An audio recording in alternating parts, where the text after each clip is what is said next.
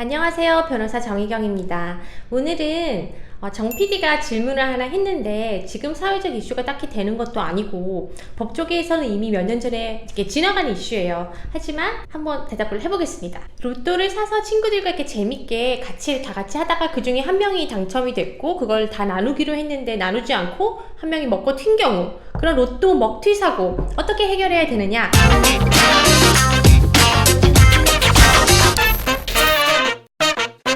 2001년 정도에 판례가 있었습니다. 헷갈리네. 갑자기 2001년이었는지 2006년이었는지. 제가 지금 가물가물한데 2000년도 초반이었던 것 같아요. 판례가 있었어요. 어떤 사건이었냐면 한 분이 500원짜리 복권을 4장을 사서 이제 다방 종업원, 다방 주인 뭐 이런 분들과 나눠서 4명이서 이제 500원짜리 하나씩 2,000원을 지출을 한 거죠. 긁어봤더니 그 중에 2장이 1,000원짜리 복권이 된 겁니다. 2,000원이죠. 그러니까 다시 4장으로 바꿔가지고 온 다음에 또 한 테이블에 모여서 한 장씩 나눠 가져서 골고루 이렇게 긁어봤더니 무려 그 중에 2장에 2천만 원씩 당첨이 된 겁니다. 그래서 2,000원을 출자를 해가지고 지금 4천만 원의 이익이 난 거예요. 세금을 떼고 나니까 3천만 원 정도가 됐다고 합니다. 근데 이제 지출을 한 사람 입장에서는 그 옆에 사람들은 그냥 재미로 긁은 거고 내가 돈을 냈고 내가 이걸 같이 해보자고 했는데 나눠 먹기가 싫었겠죠. 그래서 그 당첨된 복권을 이렇게 쓱 가지고는 혼자 갔어요. 그래서 같이 복권을 긁은 이 일행이 어디 갔느냐 전화를 하니까 내가 지금 당첨금을 받으러 가고 있는데 돈을 받아와서 너희들과 모두 나누겠다, 기다려라, 이렇게 한 다음에 연락이 두절된 겁니다. 자, 그럼 이때 판례는 처음에 2,000원을 낸 이 사람이 친구 4명 간에 복권 당첨금을 나눌 의무가 있다고 봤을까요? 여기서 여러 가지 해결 방법을 생각해 볼 수가 있어요.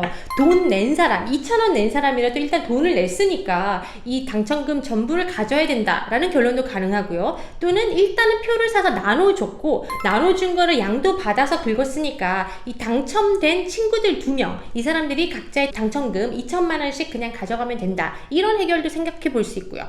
그런데 판례는 제3의 해결을 택했습니다. 누가 돈을 냈든 일단은 한 장씩 고르게 나누어 가져서 각자가 이렇게 긁어보고 서로 비교해보고 이렇게 놀이처럼 했던 경우라면 당첨이 누가 되든 그것을 4분의 1씩 공평하게 나눠 갖자라는 암묵적인 합의가 있다, 이렇게 본 거죠. 그래서 결과적으로는 이 먹튀를 한 사람이 이제 3천만 원의 이익을 가진 것 중에서 나머지 사람들에게 750만 원씩 이제 골고루 나눠줘라, 이런 판결이 났습니다. 네, 이렇게 750만 원씩 고르게 나누어 줘야 될 사람이 이걸 나누어 주지 않고 그냥 튀어버린 거는 단순히 돈을 돌려줄 의무만 생기는 게 아니라 이 먹튀한 행위 자체가 횡령죄에 해당이 돼서 형사처벌까지 받았습니다.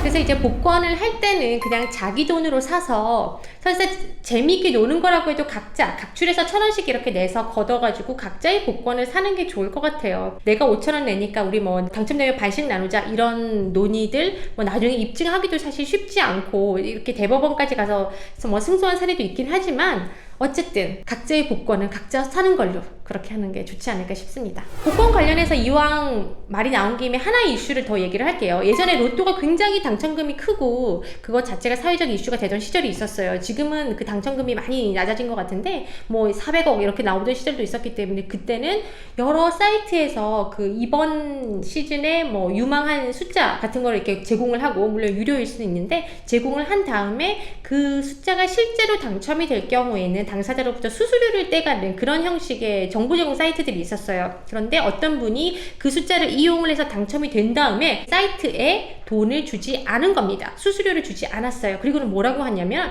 그런 수수료 부분은 약관규제법상 고객에게 설명을 해주지 않은 경우에는 무효화시킬 수 있는 그런 부분이 있어요. 그래서 나는 이 수수료 부분에 대해서 설명을 받은 바 없으니까 이 수수료 안 낼래. 근데 이 부분이 법원에서 받아들여졌어요. 왜냐하면 거액의 수수료였고 그런 거는 당사자에게 아주 중요한 부분이기 때문에 설명을 해줘야 되는 건 맞는데, 그럼 인터넷 사이트에서 회원가입을 하고 그냥 동의 이렇게 꾹 누르면 되는데 설명을 어떻게 하느냐. 판례가 예시를 들었죠. 강제로 스크롤을 끝까지 내리게 해서 끝까지 읽게 만들던지, 아니면은 음성으로 그 부분을 읽어주던지, 아니면은 그 특정 부분만 따로 떼서 창을 하나 더 팝업 시킨 다음에 강조를 해주던지, 이런 방법들을 꼭 써야 된다고 했고, 그런 걸 쓰지 않았던 경우에는 수수료 안 줘도 된다, 이렇게 얘기한 판례도 있습니다. 복권과 관련된 이제 섣부른 약속은 하지 않는 게 좋겠어요. 일단 야 뭐 되면 우리 반씩 나눠 갖자, 뭐 3분의 1 줄게, 이런 약속도 안 하는 게 좋겠죠.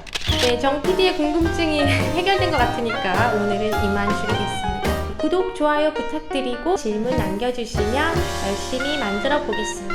여러분 돼지 꿈꾸세요. 안녕.